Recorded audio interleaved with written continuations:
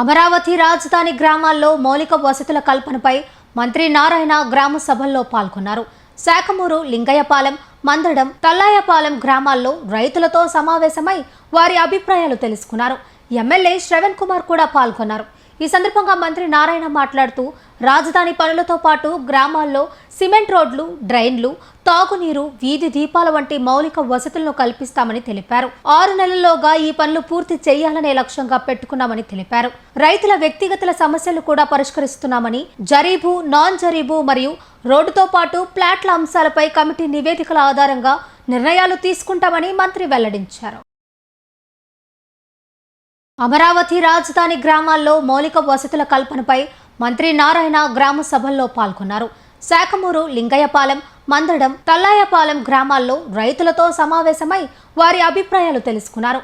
MLA Shravan Kumar కూడా పాల్గొన్నారు. ఈ సందర్భంగా మంత్రి నారాయణ మాట్లాడుతూ రాజధాని పనులతో పాటు గ్రామాల్లో సిమెంట్ రోడ్లు, డ్రైన్లు, తాగునీరు, వీధి దీపాల వంటి మౌలిక వసతులను కల్పిస్తామని తెలిపారు. 6 నెలల్లోగా ఈ పనులు పూర్తి చేయాలనే లక్ష్యంగా పెట్టుకున్నామని తెలిపారు.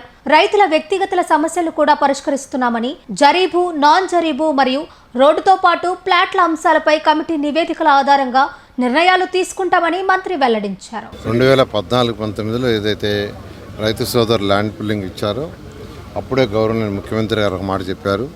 గ్రామ కంటాల బయట ఎలాంటి ఇన్ఫ్రాస్ట్రక్చర్ డెవలప్ చేస్తున్నారో, రోడ్లు కానీ, డ్రైన్స్ కానీ, వాటర్ కానీ, లైట్స్, అవన్నీ కూడా గ్రామ కంటాల్లో కూడా చేయండి, అదే స్టాండర్డ్ అని చెప్పారు. దాని మీద యాక్చువల్గా అధికారులు గ్రామ కంటాల్లో కూడా అవన్నీ డెవలప్ చేయడానికి ఎస్టిమేషన్స్ వేశారు. అయితే గ్రామ కంఠం వెలుపల ఏదైతే లెవెల్స్ ఉంటాయో ఆ లెవెల్స్కి తగ్గట్టుగా గ్రామ కంటాల్లో వేయాలని ఇన్ని రోజులు ఆగటం, శాసనసభ్యులు నేను వాళ్ళతో డిస్కస్ చేసిన తర్వాత అధికారులతో ఇది అయిన తర్వాత దాన్ని డిజైన్ చేస్తామన్నారు. ఈ గ్రామ కంటాల బయట అయిపోయి వర్క్ స్టార్ట్ అయింది. ఇప్పుడు గ్రామ కంటాల ఎస్టిమేషన్స్ అన్నీ రెడీ చేశారు.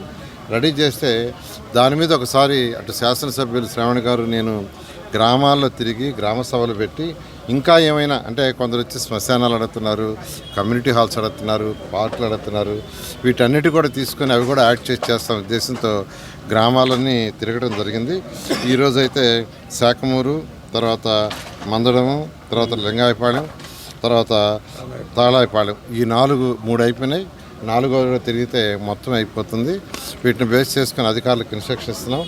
వెంటనే స్టార్ట్ చేసి 6 నెలల లోపల ఇవన్నీ పూర్తి చేసేటట్టుగా చేసాం. దాంతో ఏమైనా సమస్యలు ఉంటే రైతు సోదరుని అడగటం జరిగింది.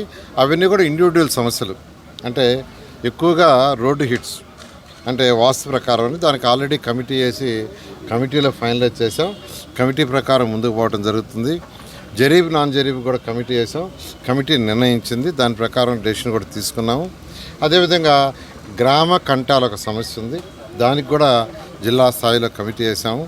ఆ కమిటీ కూడా ఎవరైతే అప్లై చేశారో వాళ్ళందరినీ అప్రోచ్ చేయి అక్కడికి పోయి చూసి దాన్ని కూడా త్వరలో నిర్ణయిస్తే ఆ సమస్య కూడా తీర్చడం జరుగుతుంది. అది మా దృష్టికి ఇంత రాలేదు. ఇప్పుడు మీరు చెప్పారు కాబట్టి ఏదన్నా ఉంటే నేను ఇమీడియట్గా వెరిఫై చేస్తాను.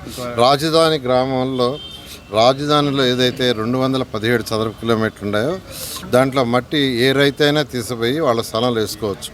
అది ఆల్రెడీ చెప్పాం. బయటికి సిఆర్డీ వాళ్ళు తోలాలంటే వద్దు, ఇక్కడ ఆల్రెడీ లెవెల్ చేసుకోవాల్సి చాలా ఉంది. ఏ రైతైనా, ఏ ప్లాట్ ఓనర్ అయినా, ఎవరైనా యాక్చువల్గా దాన్ని తోలుకొని లెవెల్ చేసుకోవచ్చు.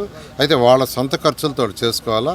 మీరు చెప్పింది ఏదన్నా ఉంటే నేను పరిశీలిస్తాను. అంటే చాలా క్లియర్గా 217 చదరపు కిలోమీటర్లు ఇక్కడున్న ఏ రైతైనా ఏదైతే ఎక్సెస్ మట్టి ఉందో ఆ మట్టిని తోలుకున్నా ఎటువంటి అబ్జెక్షన్ లేదు.